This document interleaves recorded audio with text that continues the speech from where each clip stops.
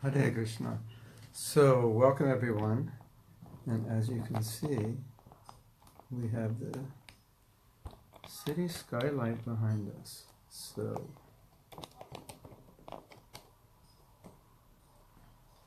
it's actually real, it's not fake. And this is the room I'm in, and that's what you see. So, we have a little dramatic effect for you today. And I'm hoping that this internet connection I hope it will stay. And I did a little research last week about Prabhupada's, some quotes from Prabhupada about self-envy and self-hatred. And I wanted to read those and discuss those because it'll kind of bring this topic to a conclusion. But before we do that, I wanted to mention a reoccurring theme that keeps coming up for me when I'm dealing with devotees who have severe self-esteem issues or issues about self-worth or self-love, that even though they've heard all these classes, they still have a hard time dealing with it. And so I wanted to just mention that for some people, they've been deeply programmed, usually by parents who put them down or somebody who put them down so heavily and so consistently from such an early age that they've just been programmed to think they're kind of worthless, even if they're not. So when it's that severe, there definitely has to be some reprogramming. And whatever the reason is, sometimes it actually comes from another life. You just bring it in.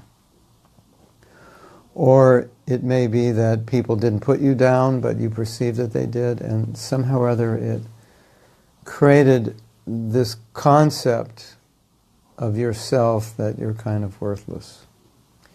And everything you do is bad, and you'll never really do anything good, and you'll never really be really a worthwhile person.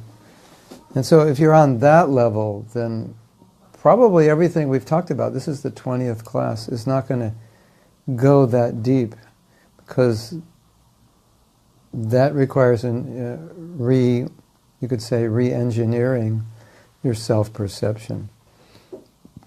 But I would like to say, and I've said it before, but I don't think I said it in this series, I would like to say that the way the mind works, the mind is different from intelligence. So the mind, as we know, it works on accepting and rejecting. So sometimes the mind accepts ideas about ourselves that are not correct. But it gets in there. Somehow in a weak moment, or when we were young or naive, these ideas about what's wrong with us gets in and it goes deeply. And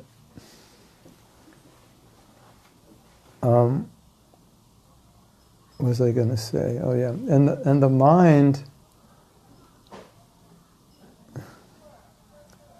Yeah, we just came back from an engagement, and I got a massage. We did a launching of my book today. Isn't that cool? In my book in Chinese. And then we came back, and I got a massage, and then I had some prasadam, and here we are. It's 8 o'clock at night here. So it was quite a successful program. That was nice. So the nature of the mind is that when we put a thought in our mind and we don't use intelligence to analyze it, then whatever that thought that goes in, that becomes a reality for us. That's either good or bad. So if one has a lot of self-confidence, one may have self-confidence beyond their capability, and they end up doing things beyond their capability because they're confident they can if they apply themselves, which is normally true. If you apply yourself long enough, you generally figure out how to succeed, at least to some degree. And if it works against you, if you have the idea that you're not capable, then it works against you. And then you don't excel to the level you're actually qualified to excel at, because your mind has an idea, has a concept about yourself, and the mind doesn't discriminate. When we don't use intelligence, the mind doesn't discriminate. It's just whatever you get in, it will accept. That's why sometimes we see people who are not really that qualified, but they think they are, and somehow or other they end up doing things that no one thought they could do because they had so much confidence. Like meeting the Beatles, for example. Yeah, like, what's the chance of doing that? And it happened. And Shyamachandra was very confident, and he felt, I think he felt it was going to happen. But there's no material reason it should have happened, but it did. So he had that confidence, that idea, and the mind, when you get an idea in it just goes with it. Sure, you can meet the Beatles, why not? And if you get the wrong idea, and it says, sure, yeah, you're useless, and despite the fact that you're successful and you have there's evidence, objective evidence to prove it, the mind will think, no, you're pretty useless, you're not good for anything. So that's the nature of the mind. And so for a lot of us, we've allowed certain ideas about ourselves to infiltrate our mind, and the way false ego works is false ego likes to identify that things are mine. So the way false ego works with the mind is you have thoughts, and then false ego says, those are mine. They're thoughts. You know, we as the soul observe the thoughts, and the false ego comes in and says, no, that's me. Those thoughts are me. So I have a thought that I'm stupid or whatever, some negative thought about myself, and the false ego grabs it and says, yeah, that's you. So if we don't use intelligence and objectify, then these things happen. And one of the definitions of low self-esteem is that you evaluate yourself, your self-concept, self-conception is lower than objectively it is. So you're not objectively analyzing your capabilities, your intelligence, and so forth. You're been programmed, or allowed yourself to have been programmed to think you're not very capable, not very good, or in some cases not even worthy of anyone's affection or respect. And when you buy into that, unfortunately, that's how you perceive yourself in the world, despite the fact that other people don't see you that way, which is kind of interesting. I'd like to throw this idea at many, many people who think that they're not respectable, lovable, capable, intelligent, and so forth, are not seen that way by other people. In fact, in many cases, they're seen the opposite way. Now, I personally had that experience. We did a workshop, and one of the things we did at the workshop is that the group, there must have been 20, 25 of us, the group would describe everyone's outstanding quality. So then you'd get 20, 25 people telling you what they thought about you. And most of the people said one thing about me, which I had no idea was true. Actually, I felt that I wasn't like that at all. Isn't that interesting? It was such a shock to me. I was thinking, oh my God, people think that about me, and I don't even think that about myself. And that was, there was only, I think, out of 25 people, I think there was only 3 people that said something different. Everyone else said, you are this. And the this that they saw me as was not the this that I saw myself as. Isn't that incredibly interesting? So that's a definition of low self-esteem. You see yourself lower than you actually are. Now, in my case, I don't think I was suffering from low self-esteem. But when it's more severe and more pervasive, then, I didn't, this about me, I understood I had a little bit, but they saw that I had a lot more than I thought. So, in the counseling work I'm doing, periodically I'm counseling someone and I can't budge them from their concept of low self-esteem. It's like I try to budge them, but it comes back. It's almost like a comfort zone for them. It's like they've had it for so long, and somehow they can't budge it. And practically in every case, I ask them, so where did you get this? And they'll say something like, well, I grew up being put down for everything that I've ever done. And recently I was talking to a devotee, and he said he was so put down by his father growing up that he's afraid to succeed because his father told him you would never succeed. And he actually has prevented himself from succeeding because he's been so deeply programmed with that idea. We had discussed it. It's subconscious. He said, but everything he tries to do, he doesn't really do well. And he's actually afraid to do it well because his father has him programmed to think that he can't. And it's almost like he would be disobeying his father if he succeeded. I mean, sometimes it's that deeply rooted or that insidious. So the point is, when I'm dealing with people who have very severe cases of low self-esteem, where they really can't, they've tried, but it's like a ghost that keeps haunting them. Practically in every case, they were severely damaged by their parents from an early age, and generally, if people can't overcome it through Krishna consciousness, through good association, through the help of God brothers and God sisters, through classes like this, then there's going to have to be some reprogramming, because at the core, as what I've seen, at the core there are beliefs about one's lack, one's inability, one's worthlessness, and so forth, that are so deeply rooted that unless those beliefs are changed, then people will just say, I know it's wrong, and I know I'm better than I think I am, but this is just how I feel. So that's the way beliefs work. They work as programs, and those programs guide us in our attitudes and our actions. So if you're on that level, where you feel like you were deeply scarred, very, very deeply scarred, then you'll have to do some work to reprogram it. Now, one of the things about reprogramming that sometimes is easy to do and works is just, even if you feel like you're less capable, this and that, just don't act that way.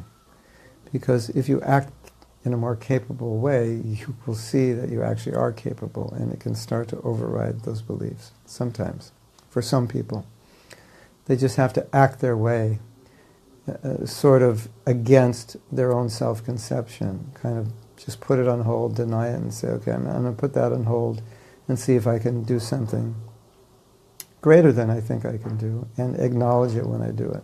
And so sometimes that starts to work, to reprogram oneself and to be around people who respect you, who encourage you, who see your good qualities. That also helps, because if you don't see it yourself, and at least if other people see it, then that can make you more aware of it.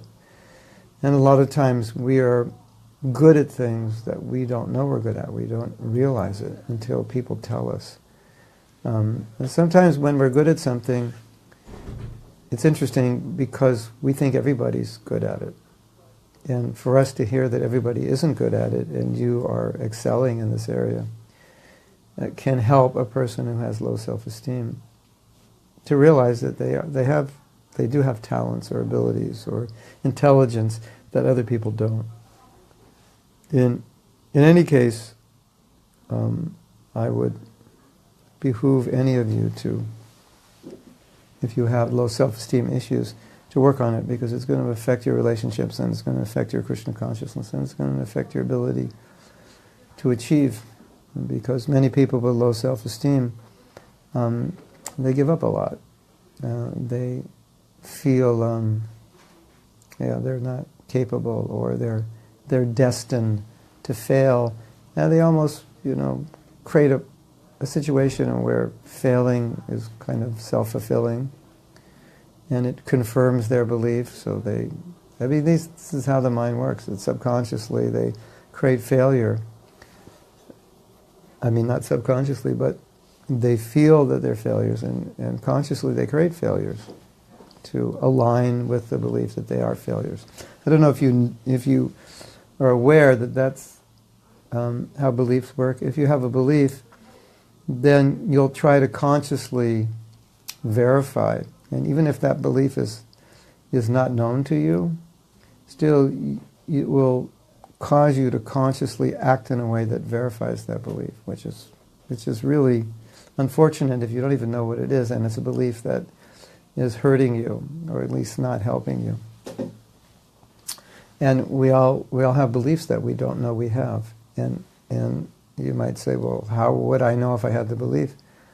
Well, if certain things go on in your life that you don't want to go on, and they keep going on despite the fact that you don't want them to go on, generally it's because you have a belief that you're not aware of that's causing it. Like in this case where this devotee said, I can't succeed because I would be like defying my father who said I would never succeed. So this was totally subconscious. I was talking to him about it, and I said, I think this is what's going on, and then he agreed, yes, but it was up to that point, it was more subconscious. So he said he failed so many times. He never went beyond a threshold of success. So to become aware of that is extremely important. So if you're noticing that certain things happen repeatedly in your life, and they're not things that you want, but they just seem to recycle, and you can't figure out how to get beyond it, or you just think that's how you are, oftentimes it's just a belief that's telling you that's how you are, and the belief was indoctrinated into you by a situation or by another person, something you read, something you heard, white males born in between 1963 and 1972 are more prone to you read something and believe it or not, it can form a belief that conditions you to act in that way. I know some of you may not know that or believe it, but it's true. So sometimes it's just information that human beings are like this, and that becomes your belief, and you become like that. Or we can do this, or we can't do that. So, in any case, the point is, if there's something going on in your life that you don't want to go on, and you've tried in many ways to deal with it, and you're still unsuccessful, it's probably because the belief is still there. And the belief is causing you to act in a certain way. And I've told this story before, but I think it's a good story, and it illustrates this point. When I was young, I was very good in sports. I was pretty good in everything I did, and I didn't study anything. I just did it. I'd watch people. Like I surfed, and the first day I surfed, I could surf because I grew up by the beach, so I'd watch surfers for years. And I just watched them, and by watching them enough, I could go out on my first day, surf like I've been surfing for weeks. I had friends who play guitar. I watched them. I learned to play the guitar. I played all kinds of sports. I never took a lesson. Sports like you should take lessons for, like golf, if you want to be good. And I was really good. I mean, like almost probably I wasn't into golf, but I was really good. And I probably couldn't even consider being a professional. I was like that good, and I never took a lesson. So I'm not bragging, but what I'm trying to say is that I had this nature where I always would try to figure things out and not learn them. And I felt that if you have an inborn ability, you can learn how to do something without studying it. And that's how my life went. And those experiences created beliefs that were so deeply rooted that if I had to study something to learn it, I wouldn't, and I would say, well, I can't do this. And someone would say, why don't you study it? And say, well, if I can't do it, why should I study it? Because I can't do it. So it became a belief. So, I'd get software, I wouldn't read the manual. If I couldn't figure it out, I'd just go, I don't like the software, I can't use it. So those experiences created a belief which told me that either you figure something out or you don't do it. You learn by doing, you learn by seeing, you don't learn by studying.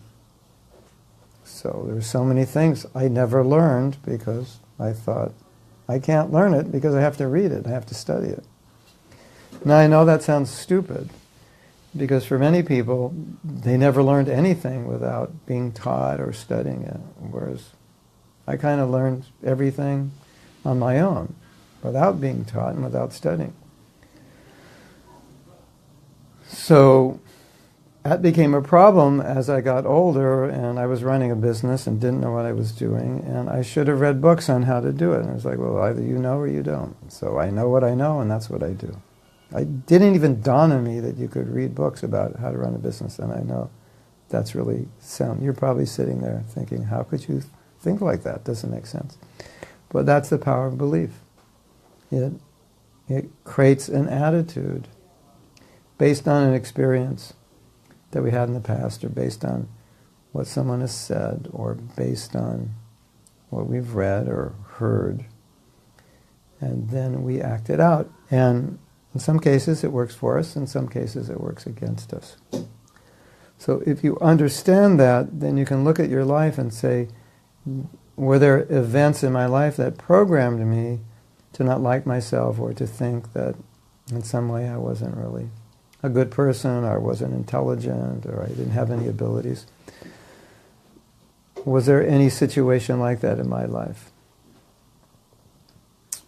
And if there was, that is probably where your self-esteem issues are coming from, or at least some of them are coming from there. That it was programmed in there subtly, so it just got in there. You didn't even know it, and then it started playing itself out. And although you may have been a much better person than you thought you were, you had no idea that you were, because you always thought that you weren't. So the whole purpose of me bringing this up is that I was saying is recently I've been dealing with a few devotees who have extreme self-esteem issues, and in many cases, if it's not too extreme, by speaking they can start to overcome it. But in other cases, when it's very extreme, it just keeps cropping up. They think they got over it, and then it crops up again, because the fundamental, what we call core belief, is that I'm not good, or there's something wrong with me on some level, and that core belief has to change. So there's two comments or questions. I'm going to go back. Christian Karshan, you had a question. How to help a friend who's having low self-esteem and is attracting constantly problems, believing don't deserve for any good. Have her listen to these classes. I mean, that's the reason I gave these classes. We've got 20 classes now. They're on SoundCloud. And if it's not too serious, by listening to these classes, she should be able to overcome it. And if it is serious, it means it's just a core belief that's so deeply rooted that she'll have to get some help to change that. It's like, if you understand something intellectually and you start to work on it, but your core belief is still the same, you'll always go back you'll always end up acting in that conditioned way. That's the problem. So you can't put a new attitude on top of an old core belief. You have to change that core belief or neutralize it. Otherwise, if you try to put a new attitude on top of the old core belief without removing that core belief, it comes back. I mean, it doesn't come back. It stays. It acts, because the new belief you put on top of it isn't necessarily going to counteract that other belief. You have to eliminate that. So, but one of the things that is often helpful for people who have low self-esteem is for you to point out what's good about them, how they're a nice person, how they're a loving person, how they have certain abilities or certain kinds of intelligence and so forth. They may not have heard that, or may not have heard it much. And if some people have low self-esteem, they don't like hearing that. And that's a sign that they're not in a good state. If you respect them and they don't like it, if you praise them and they don't like it, they've almost found their comfort zone and feeling bad. Like they believe it. They believe so deeply that they're bad. It makes them uncomfortable for anyone to say anything other than they're bad. But also, what you can do is ask them to tell you what they like about themselves. Because when you start noting what you like about yourself, you're noting that there's good things. And by noting that there's good things, you start to counteract that low self-esteem. So you could say, tell me what you like about yourself. Tell me what your good qualities are. And, they might say, I don't like anything, I don't have any good qualities. And you say, that's not true. You have so many good qualities. And, get them to talk about it. Get them to realize that they have abilities and intelligence and characteristics that they haven't noticed. And, you can tell them. If you just can't get anything out of them, then you tell them, no, you're this, you're that. Everybody's different, so it depends how deeply wounded they are. Venarati says it's not stupid. What I was saying is stupid. I said, look at that. I think.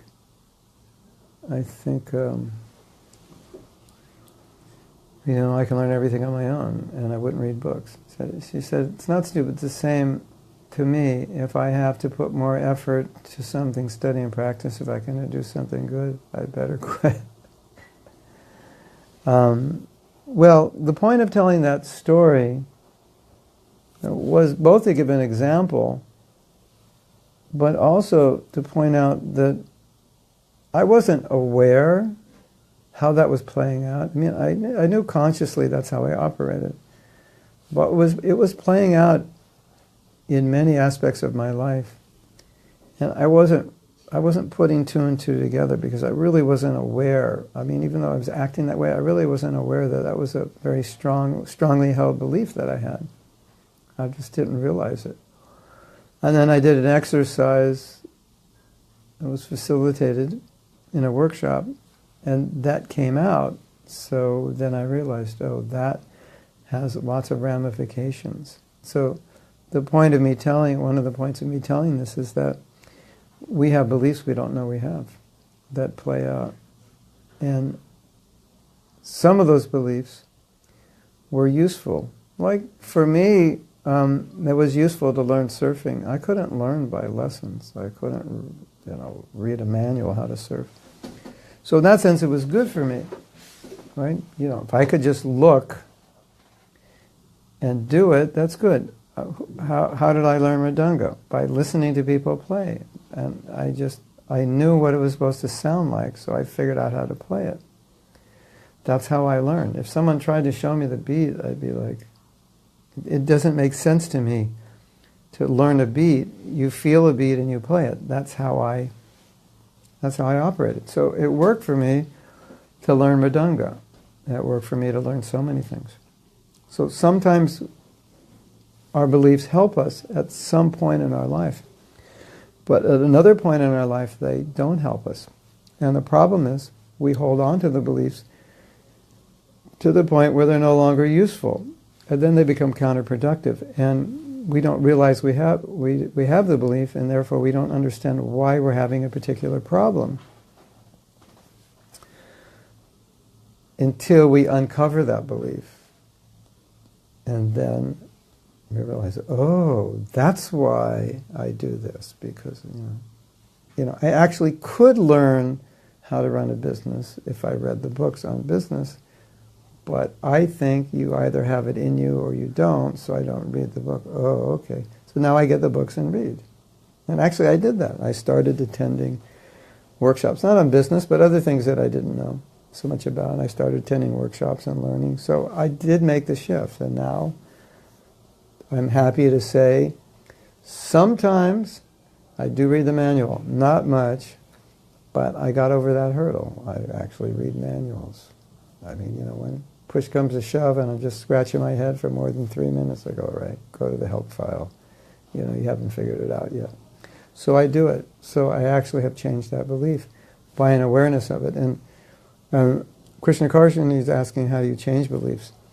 And we did a series on beliefs maybe a year and a half or 2 years ago. So you can listen to those. But one thing that I've found is one way to change a belief is just to act on the new belief.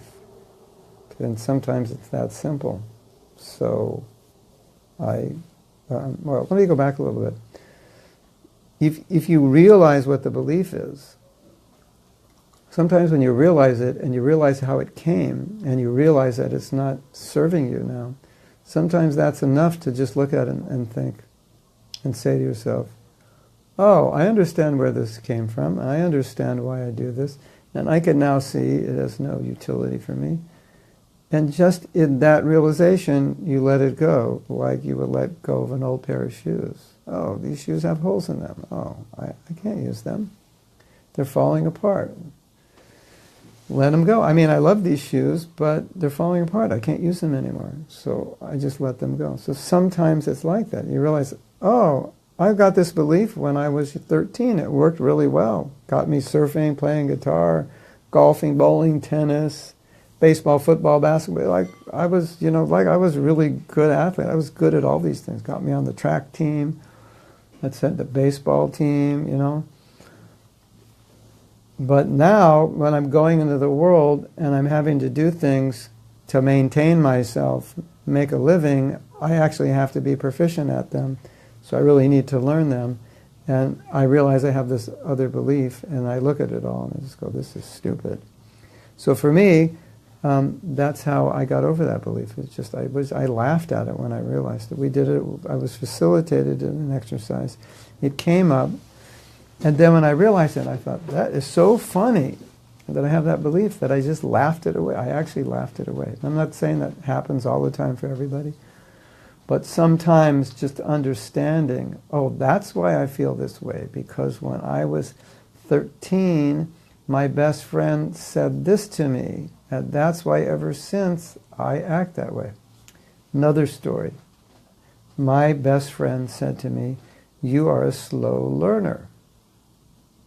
Because I got really good grades in the last years of high school. But leading up to those last years, I was just average. I don't know why. I didn't like school that much. I mean, I had enough intelligence to get good grades. I guess I applied myself, or was motivated to go to college or something. So he said to me, you are a late bloomer or a slow learner.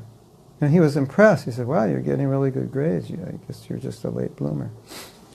And believe it or not, that one statement impregnated me so deeply that from that statement, I later realized by being facilitated to discover my beliefs, that I actually had a belief that everything I do is going to take long. That's going to take longer than most people. And I was working on a project and I was trying to figure out, why is it taking so long? I should have been successful already. And then in doing this facilitation, this came up. That this one statement by a friend that you're a slow learner or a late bloomer, whatever he said, it had just gone so deeply into me. It made sense. It made so much sense that it indoctrinated me as having that identity as a slow learner. And ever since, everything that I had to learn or do, I had to do something new, it just took me a long time because I'm a slow learner. I'm a late bloomer, so it's just going to take me long. Can you believe that? Is that crazy? So, same thing happened. When I realized that, I just laughed it away. I go, that is so stupid. It made sense at the moment because I didn't really do that well in school until my last years of high school. And I got, from there I went to, the best universities. I had good enough grades to go to the best universities in California. And at that point, it just made sense. Yeah, it just took you a long time to get it together.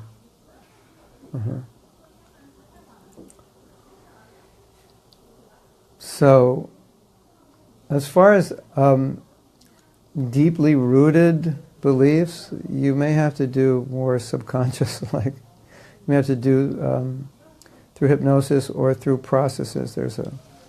Some devotees do a process called Psych K. I've never done it, but they say it reprograms beliefs.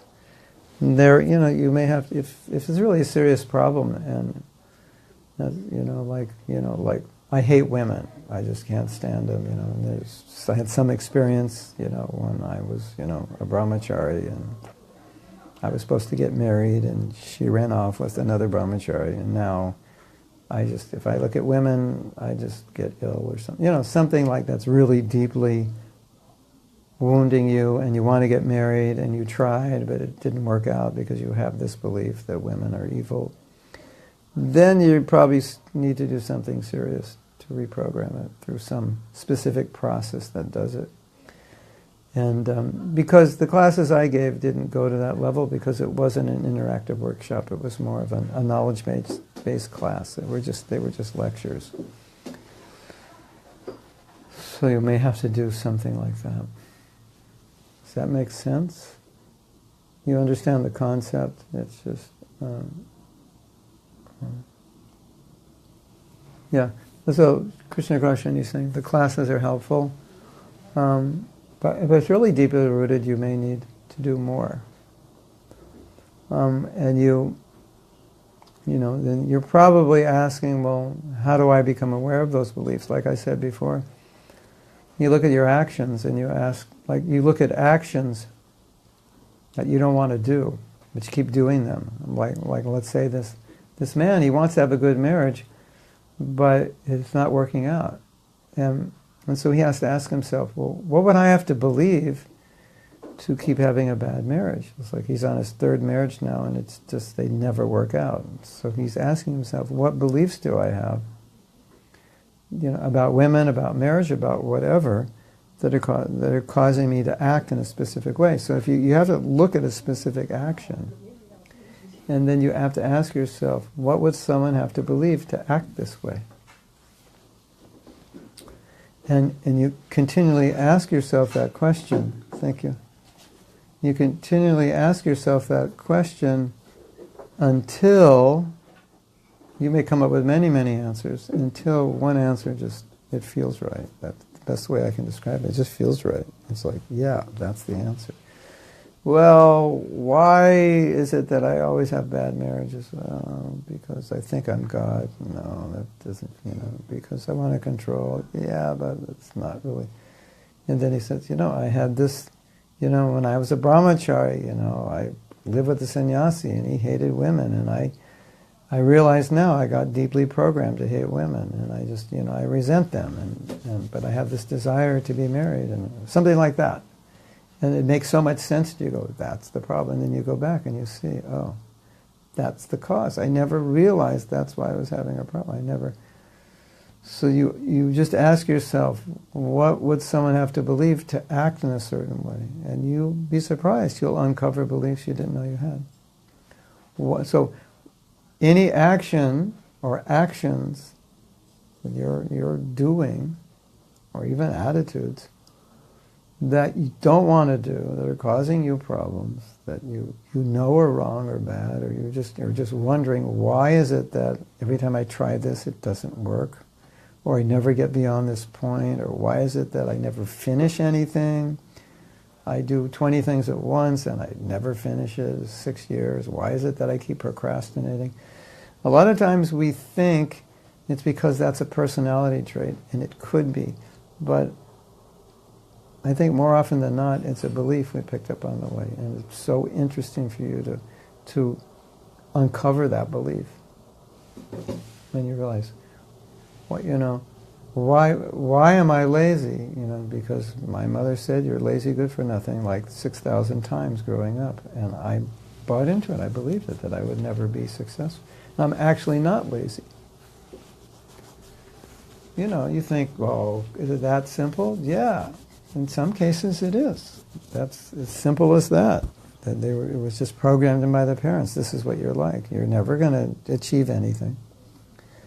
And so you're wondering, why am I not achieving anything? Well, you were told growing up you're not going to achieve anything. And you actually don't realize it, but that became a self-identity, that you're not going to be successful. And you're perfectly carrying it out now by not being successful. There was a story I heard in one seminar, that when a boy was young, they were shopping and he asked his mother if he could hold the money. So she gave him the money and he lost some of it.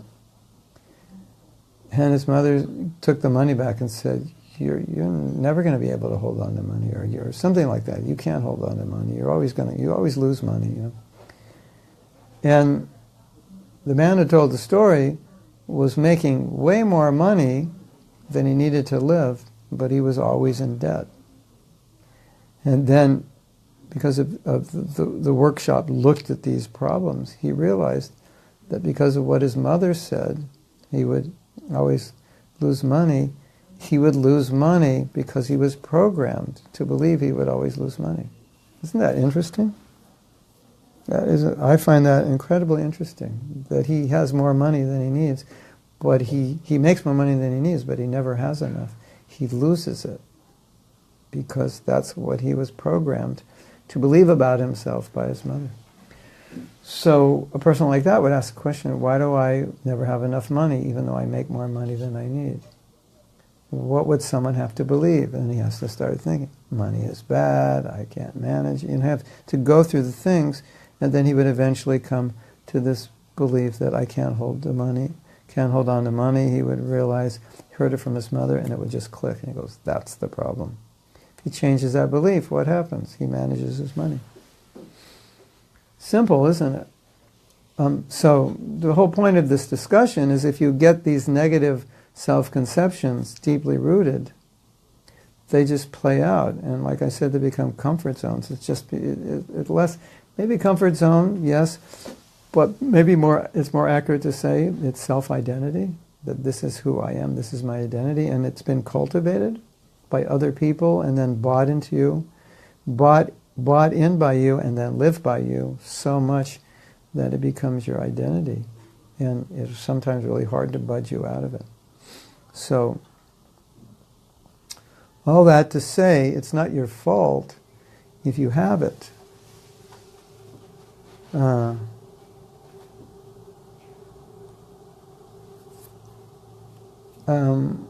He's asking how to find these programs. I was saying before, you find something you want to change in your life, and then you ask yourself, well, let's say I'm very shy, and so I ask myself, what would someone have to believe to be shy? You ask yourself the question, because being shy may be a personality trait, but let's say you need to be more extroverted. You're like way too shy. And it may not just be a personality trait, it may be a belief. So let's assume it is a belief that's affecting this shyness. So you ask yourself, what would someone have to believe to be shy? And then you start coming up with answers until you come up, and it could take you 15, 20 minutes. You could come up with many, many answers until you come up with the right answer. Now, I can give you an answer that most people give because I'm afraid people will hurt me. So I stay a distance from them. I don't say much to them. I'm afraid of people. I'm afraid they can hurt me. Why are you afraid they can hurt you? Because you got hurt. You got hurt by someone at some point in your life, and now you're afraid you're going to get hurt again. And that's another reason you keep distance from people. It's another reason you don't trust people. So you ask yourself these questions. Why am I shy? Maybe I'm afraid that people will realize I'm not so smart. So if I don't talk, they won't know. There could be so many reasons. You'd be surprised what you come up with. And then you might realize, actually, you're not shy at all. You're just afraid that people will see that you're not as smart as you'd like them to think you are, so if you don't speak, you can fake it. And actually, you're not a shy person, it's just you're protecting yourself. So it's interesting to see these things. So Krishna Karshani says, it's so scary that others can just program us, and we carry it on sometimes all our lives. Yeah, it is. Well, when you're young, you're most vulnerable, so you can't really protect yourself. But now that we're older, if we understand how the programming works, if we understand where beliefs come from, then that awareness, we can see it right away. So I'm acting in this way because of certain beliefs. I mean, I definitely, as a brahmachari, got programmed with very negative beliefs about women. It didn't happen when I was first a devotee, but it happened after a few years. And I didn't really realize it till, I didn't realize it for maybe 10 or 15 years. I mean, although it should have been obvious to me.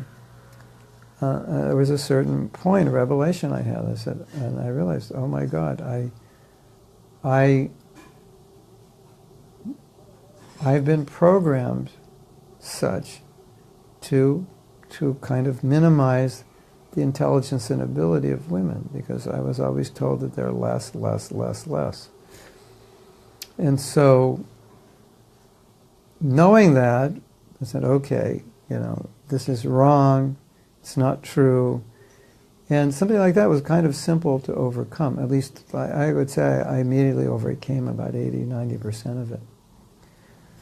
Just by understanding that I was programmed and it's not true, and I was programmed by some very so-called staunch brahmacharis or sannyasis who were struggling to maintain their brahmachari, and they did it by demeaning women. That's where they got their strength. So once you understand that, then you say, oh, okay, that's where it came from. Do I really feel that way? No.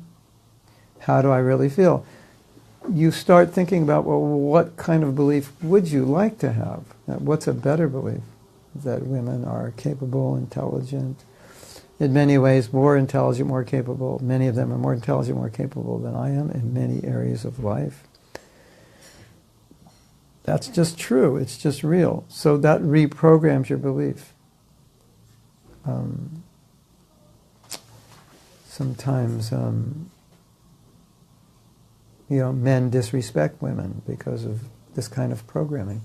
Which, the thing is, it gets a little scary if you understand this stuff, because you can see the programming going on within our own organization, and sometimes you'll listen to a class and you'll walk out of the class and realize that the devotees just got programmed with something that maybe not so healthy. So now I'm putting you in jeopardy because you're going to be able to see this going on. I see it all the time because I know this very well. And it's naively done, innocently done. But when you know this, you're a little more careful when you explain our philosophy to balance it in a way that it won't impregnate wrong ideas in people's minds. Because it can easily do that. Okay, we have another question. June and Tony are asking, is it good to believe someone that is for them the truth, but for me not? Yes. If someone says, I'm a good mridanga player, but I don't think I am. Well, let's look at it from a pragmatic point of view. Let's say you are good at something and you don't think you are, and because you don't think you are, you won't use it in Krishna's service. So that's not good, right? So if you actually are competent enough to play mridanga in a kirtan and there's no one else to do it, and you refuse to play because you're not good, that's not good, because you could actually do it sufficiently. And so therefore, by denying it, you there's a service opportunity that you don't take advantage of, you don't utilize. So that's not good.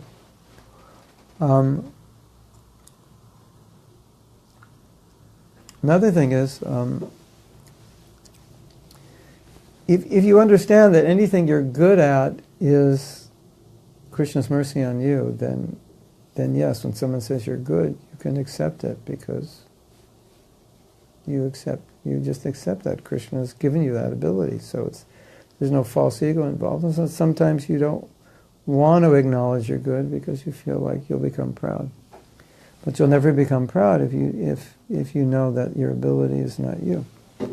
So if someone says you're good, you will hear, actually they're glorifying Krishna, not you. Because Krishna is the ability. And if you understand he's the ability, then you won't become proud. You become grateful. So, I can play the mridanga well. I'm grateful to Krishna, he's given me that ability. So when someone says you play it well, then just thank you, Krishna.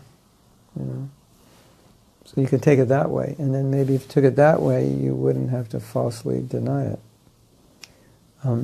But as I said before, I think for some of us to say we're not good at something is kind of a default comfort zone, or we think it's politically correct in Krishna consciousness to do that. Self-effacing, if I always say I'm bad and I'm low, and that's like the politically correct thing for a devotee to do. So we might have been programmed that way. Like I say, sometimes we get programmed in Krishna consciousness with the wrong programs. So, if you are good at something and you recognize it, then you can do it for Krishna. Like this whole topic that we're talking about. I'm not a psychologist. But, I studied it a little bit. I saw the need, and I felt confident that I could pull it off. And to be thoroughly honest with you, some of the classes I gave, I was kind of amazed. There's a few, we've done 20, and there's a few in particular that I felt were very insightful, and I don't even know where it came from. But, I have confidence in myself that Krishna's given me some ability to understand things. And the interesting thing is that after I gave those classes, I have collected a lot of information on low self-esteem, and I had some time to read, and it was just saying everything that I said in the class. So, I don't think I'm not being proud to say that, I'm just saying that sometimes we have to recognize our abilities and in a humble way thank Krishna for giving us those abilities, but recognize that I can do this. I can pull off the mridanga, I can pull off the class, I can pull off running a temple, but I do it humbly in acknowledgement of Krishna's gift to me. And if I don't, then I'll artificially not do it by saying I'm not good. Now, I never heard you play mridanga, so I can't verify. But another thing is if someone says you're good, it may be relative to how good they are. So that means you're better than them. And better than them may not be good in your book. So that can be that also there. But it's always a nice service to the person who glorifies you to accept it. And if you say, no, I'm not really good, it kind of depresses them. They were trying to honor you. And you have to see a person honoring you like they're giving you a gift. And you say, no, I'm not, I'm just the lowest. This. And it's kind of like, thanks for the gift, but no thanks, and give it back to them. And just, thank you. You're very kind on me. I appreciate your encouragement. Like that. And we wisely think, now, whatever they said about me, I have to live up to. That's how we take it. Someone says, you're a great this or that. Now the pressure's on, you have to live up to it. Isn't it? That's how we take it, Like, I don't like to be glorified because when I'm glorified, I'm put on the spot. So, Prabhu, you're so this and that. And I'm like, okay, now I have to live up to your glorification. because you just said I was, like something, so now I better be like that. I mean, it's good to be put on the spot sometimes, but that's how we take it. Not that we have it, but we now have to manifest it. So, people who have low self-esteem, the other problem, June or Tony or both of you, who's ever asking the question, if you have low self-esteem issues, then no matter what anyone says to you, you'll always try to denigrate yourself. No, I'm not like that, I'm like this. You'll always push it down. So that's, people who have sufficient self-esteem can both be honored and criticized and take it quite well. They're criticized, oh, thank you for pointing that out. I didn't realize that. I'll work on that. And they're honored and they take it humbly.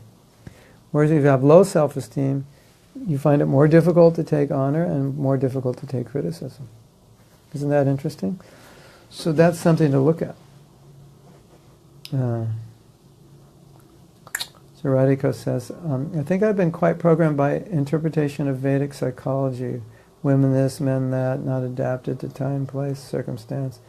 It comes from the Vedas and it is such exalted philosophy. So, I've accepted without thinking. Yeah, you always have to put it in the practical context. So, the Vedas say this, that, and the next thing.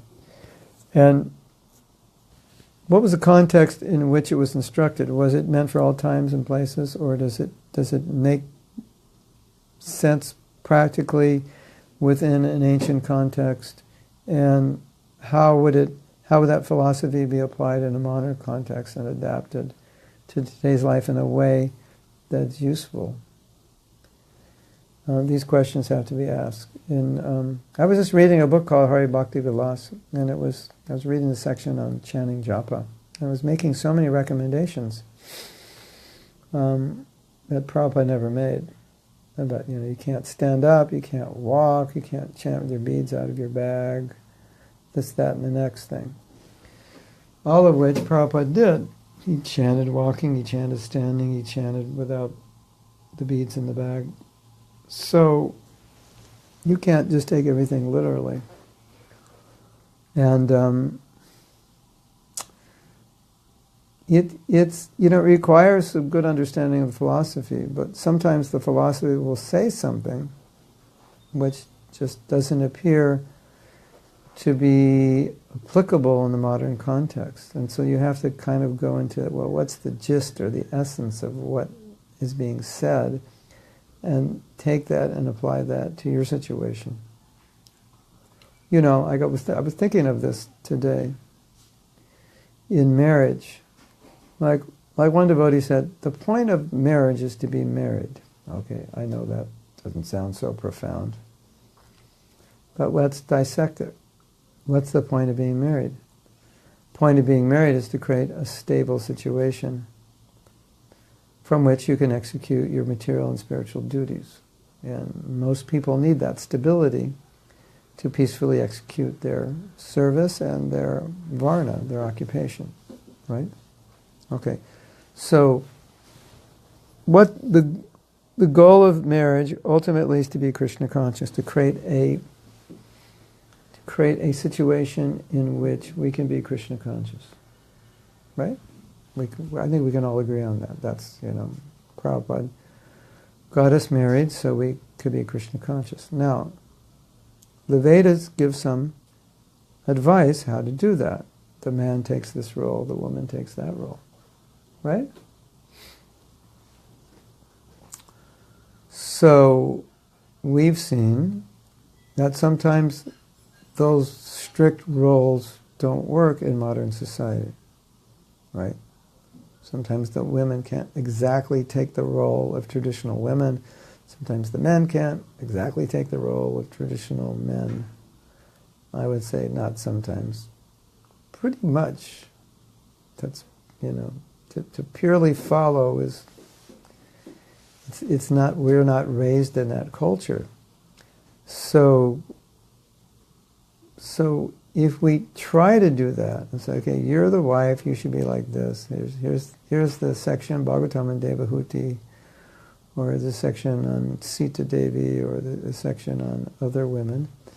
So that's what you do, and here's a section on all these great men, and that's what you do. Now, ideally, yes, but practically, that may not be possible. So, what's the point? The point is to have a Krishna-conscious marriage, right? That you're both advancing, you're peaceful, you're happy. So that may mean that the woman has a little more power than women had in Vedic times. The man has a little less power. Roles may not be so stringent. But if they're Krishna conscious, then they're successful. So that's how we understand it. So that's the idea. The ultimate idea is to be Krishna conscious. So some things, not everything, but some things can be adjusted. And if it's adjusted in a way that we both become Krishna conscious, then we can consider it successful if we haven't broken any rules or regulations. But if we've adjusted certain cultural paradigms or patterns, then, and it works, then what's the problem? And if we adhere strictly and it doesn't work, that is a problem. So that you learn by staying in Krishna consciousness long enough. And if you're in a country or a place where all the devotees are young, it's more likely that it's going to take you longer to learn these things.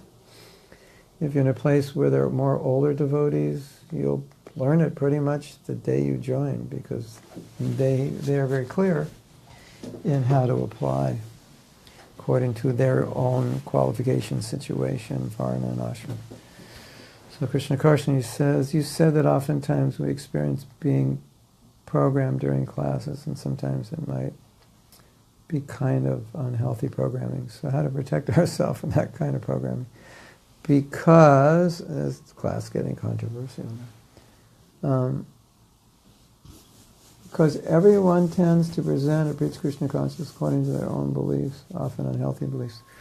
That would be how you protect yourself, that you understand that that person is talking about themselves or their own realization or their own situation, which may not apply to you.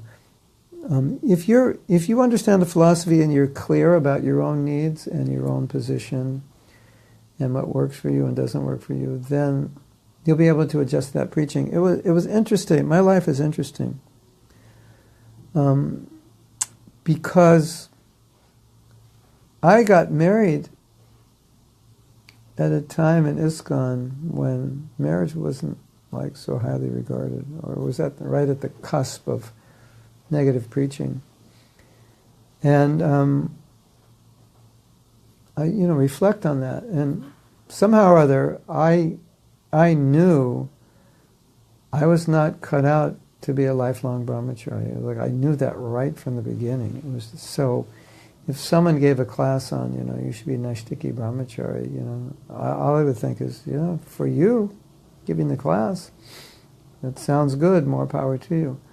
But for me, I don't think I can do that. And it was so. It wasn't like I understood the philosophy or anything. It was just. That's how I felt. I didn't envision myself not being able to do it. It's not that I was overly attached to women.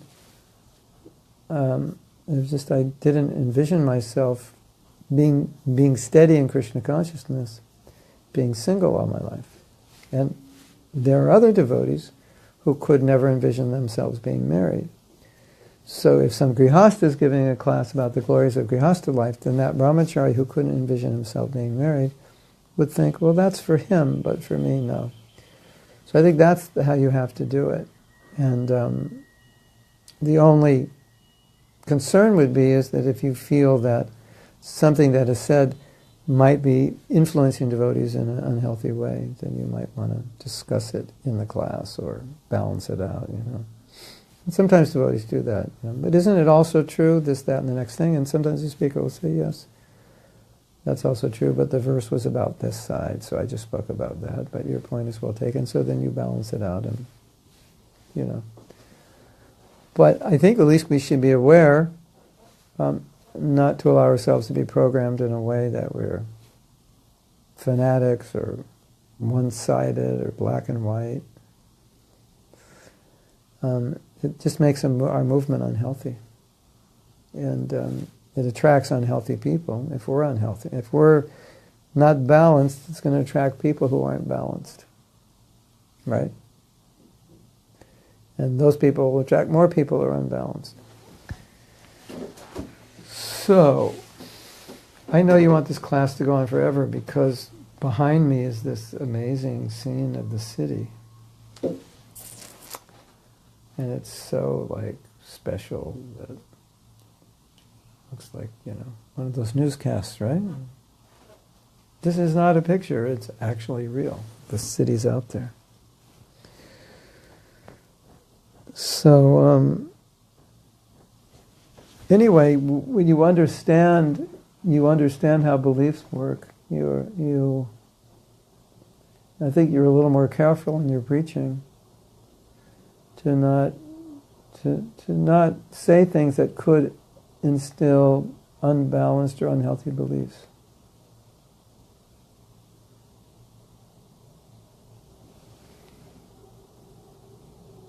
Maybe I should not ask that question, but when we hear our own guru, there are some unhealthy beliefs there. Yeah.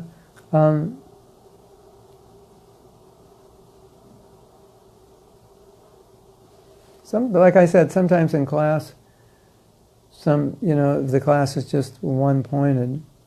Someone will raise their hand and say, but isn't it also true, this and that?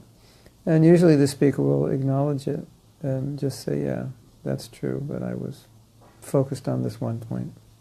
I was focused on the glories of brahmachari life. But yes, if you're a good grihastha, you're also brahmachari, etc. So I think it's good to balance it out. I would appreciate if I said something and one of my disciples said, I think some devotees may misunderstand that. I think it would be useful if you explain the other side or this or that. Because sometimes when we're giving class and we're focused on explaining something, we may not realize what's going on in the temple at that point, or we don't know all the devotees in the class, and we don't know what they've heard previously. And so we may innocently say something that in another temple was not problematic, but in that particular temple it could be. And so it would be nice to say, this is a sensitive issue because so-and-so was here and they said this and we had this discussion. So I think maybe in the next class you should explain this and that because people might misunderstand it. I would appreciate it. So I don't think it's wrong. Vinarati asks, can we then say that Krishna consciousness is a universal science that has to be applied very personally? Yeah. No, because we're all persons, and so we apply it according to our situation. You ever hear that joke Prabhupada said? It was an instruction, but it was funny. He said all the women should get married and all the men should stay brahmachari. So, apply that personally. What does that mean?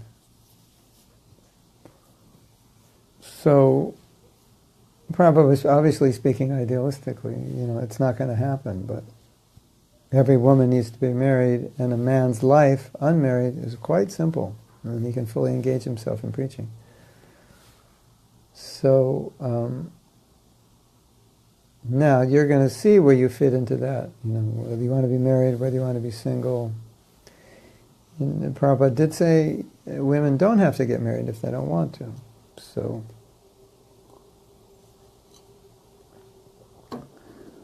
but I think that's the key, is applying Krishna consciousness to your personal situation. I think that's a bit of a problem. There's kind of a homogeneous approach to applying Krishna consciousness.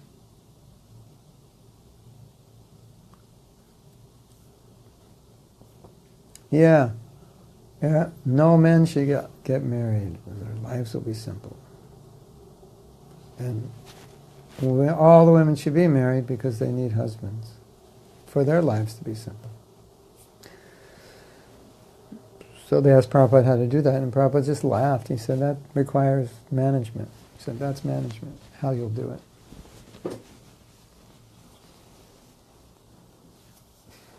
So, Krishna consciousness, it's not meant to be homogeneous, and so we have this, we have a problem that I think is very obvious, that everyone's aspiring after initiation, because that's kind of the conveyor belt of Krishna consciousness, but a lot of people are not qualified, and they don't need to be initiated until they are qualified, or maybe they won't be qualified in this lifetime. So, it's everyone's an individual. In a Varnashram society, the Brahmins would be initiated, not everybody, until they became Brahminical inclined, or have a sattvic nature. There's so many nice people in the world right now that could be very interested in Krishna consciousness, but a lot of those people don't relate to us, because when they get around us, there's a bit of a conveyor belt that you should be going this direction, And that's not personally applying Krishna consciousness. Just recently I was in LA and I was meeting people who were very interested in spiritual life, and I didn't necessarily, they could be devotees, but I could see that they could just be accepting of Krishna conscious philosophy, but not like taking it up, practicing it, just due to their own nature or their lifestyle or whatever. I think there's lots and lots of people like that.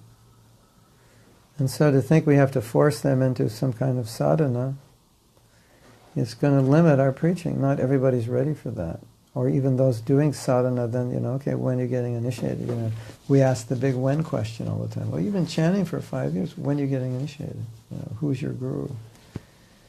And some people don't, they're just not, that's not where they're at. And so, it actually is very personal. Here's a philosophy, and you find how you fit into that, what you can do, how you then adapt to it. Someone's going to become a sannyasi very quickly. That's how they adapt to it. Someone's going to dedicate their life to book distribution. That's how they adapt to it. Someone's going to get married and continue distributing books. Someone's going, the universality of it is that it's applicable to everyone in whatever condition they're in. That's the idea. Does that make sense? And when you're very clear about where you're at and where you're not at and what your aspirations are and at what speed you can get there, then when you hear a class that doesn't relate to your situation, it doesn't throw you off base. Because it's like, okay, that was a good class for people who can be on the level that the speaker was pushing them to. I'm not there yet. What if you hear a class and say, if you don't chant 64 rounds a day, you're fallen. And 16 is a concession. And you might think, I can only do 16.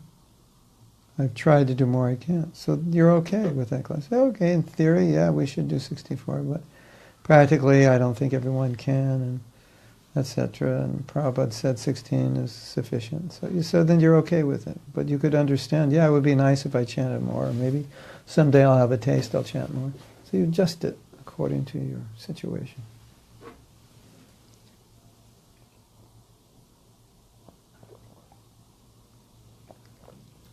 Is that okay?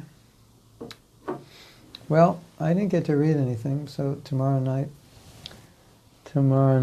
I'll get to read it. Yeah. I was going to read some quotes where Prabhupada spoke about self-hatred, self-envy. It's right there in our books, believe it or not. And I just wanted to clearly define what Prabhupada meant by that. So, anything else I can do for you? Let me tell another story. Those of you who know me know that sometimes I like to talk about things which are very real. Like I say, Mahatma's real, he's raw, and he's relevant. You know, just like what's going on in devotees' lives and devotees' minds. I like to talk about it.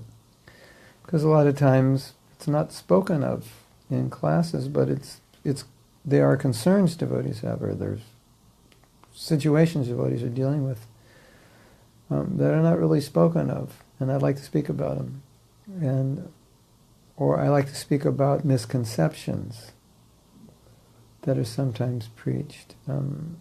Perhaps things that are not philosophically wrong, but are not applied practically. And many, many times what has happened is after the class, someone will come in, usually a younger devotee, and say, you know, I thought the same thing you did, but I thought it was wrong. Or I was afraid to say something. And whenever they say that, I feel quite sad, because it makes me feel like they're using their common sense, but they've been preached in a way that they feel that their common sense is not useful. And so I think that's sad. So we don't want to preach in a way that people feel like they don't have common sense or can't use it. And a lot of things I say are really just common sense. And so they always appreciate.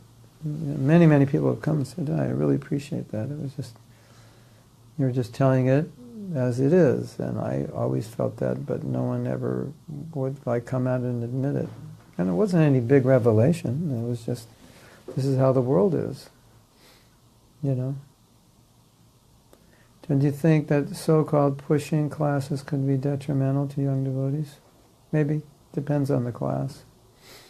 I mean, we all like to get pushed, and we all like to get, maybe inspired is a better word. I mean, young devotees are very fragile.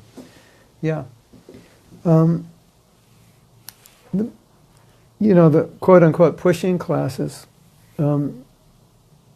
if you present something and say, this is the ideal, and we're not there yet, but can we get one step closer to that? I mean, that's how I explain it, okay? Here's Prahlad Maharaj, he's setting the example. He's asking Lord Nrsimhadev to pardon his father, and his father tried to kill him. That's a very, very, he's a very exalted devotee, and that's a very exalted request, free from any malice, totally compassionate. So, we might read that and think, I'm light years away from that. So if I gave a class and said, no, you're supposed to be like that now, that would put a lot of people in anxiety, because you can't be like that now. You evolve to that.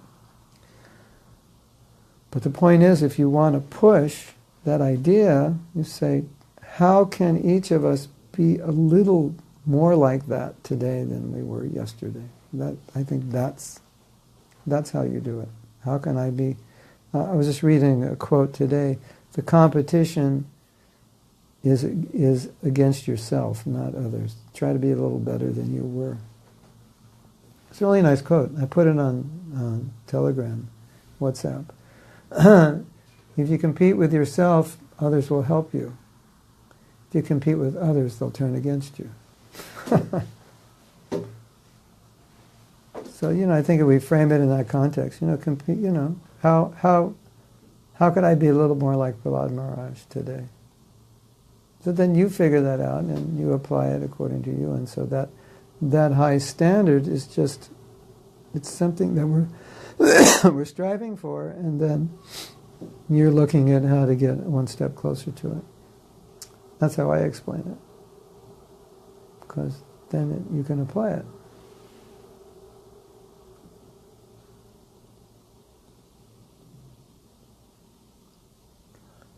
I do some good for my family, my friends, and my society. You can give some tips to what to do good? Is that what you're saying?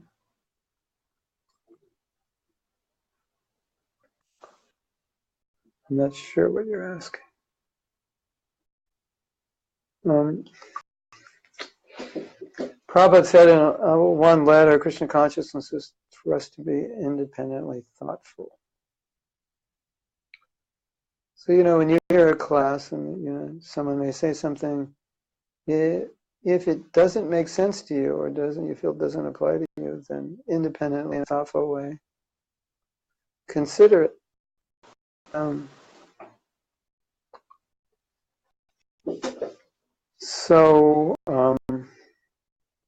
But maybe it'll make sense, explains it.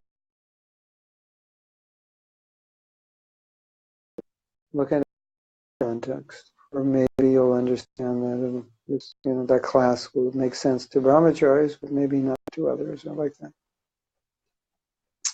See, sometimes you also have to understand when we're giving a class, sometimes we're expressing the philosophy as it appears in the Bhagavatam, and our duty is to represent it. So some speakers will just represent the philosophy, really without considering the audience or the practical. They just, there's what it says, and I'm just explaining what it says.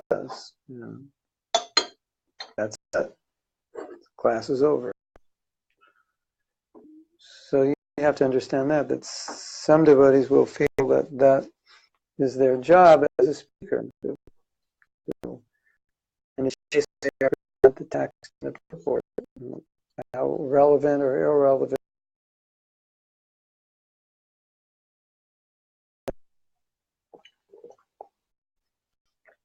Radha Govinda Maharaj gave class in Alachua years ago. And he gave, at the end of the class, someone said, "Why did you speak about this?" Because it had no relevance to anyone or anything. He said, "Well, that's what the verse was about. So that's what I spoke about." So he's obligated to be chaste in his presentation to the verse and the purport, where others may feel obligated to be relevant to the audience. And if the verse purport is not relevant, they'll find something relevant or in some way make the class relevant. So at least you can understand both of those. I think Krishna Karshan is saying that she, excuse me, she likes the fact that I'm straightforward and common sense. I think one of the reasons that I stress that, because I see often there's a lack of it, maybe especially amongst younger devotees. So I like to preach that way, so to help them be more like that, use their common sense.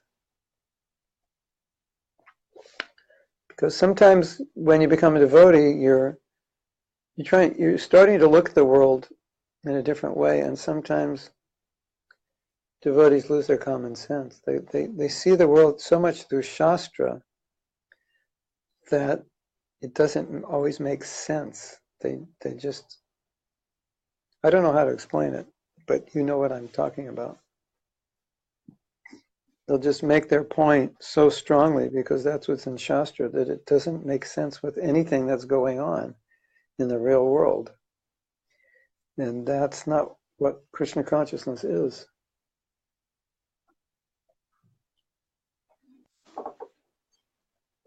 Right? It's kind of makes sense. Prabhupada said Krishna consciousness, 90% common sense. So, we have to be aligned with our scriptures, but not aligned in a way that it stops making sense. A lot of times it doesn't make sense because we don't actually understand the scripture that well. I mean, we may think we understand it, but as you read more and mature in Krishna consciousness, a lot of times you realize, I actually never understood that. And I was always saying this and that because I thought that's what it meant, but it never really made sense to me, but I just wanted to be true to the scripture, so I just repeated it without really knowing what it meant other than what I thought it meant on the surface. And later on, 10 years later, I realized by studying that it didn't mean that at all. So sometimes it's like that. They just, the devotee this doesn't actually understand it that way. Sandeep is saying, I help many people and animals, but people, they don't give response. They don't appreciate it. Yeah. Keep helping them. Helping people sometimes is a thankless task. Give them Krishna. They'll be eternally benefited. Whether they appreciate it or not, they'll be eternally benefited, and you know that they'll be benefited. And you can be happy knowing they'll be eternally benefited. Now, I used to distribute books, hundreds and hundreds of books every week. Most people didn't really appreciate it. But we knew Prabhupada appreciated it. And we knew their souls appreciated it. So when we saw on that platform, we remained enlivened. It's just the people didn't always appreciate what we appreciated. And those books are still being appreciated, maybe not by the person who bought the book, but someone else who they gave it to. So that's how we would see it. So I think I'm going to end here. It's kind of late for me. And we'll see you tomorrow at the same time. And we'll actually read those quotes, unless something just captures my attention. Okay, is that all right?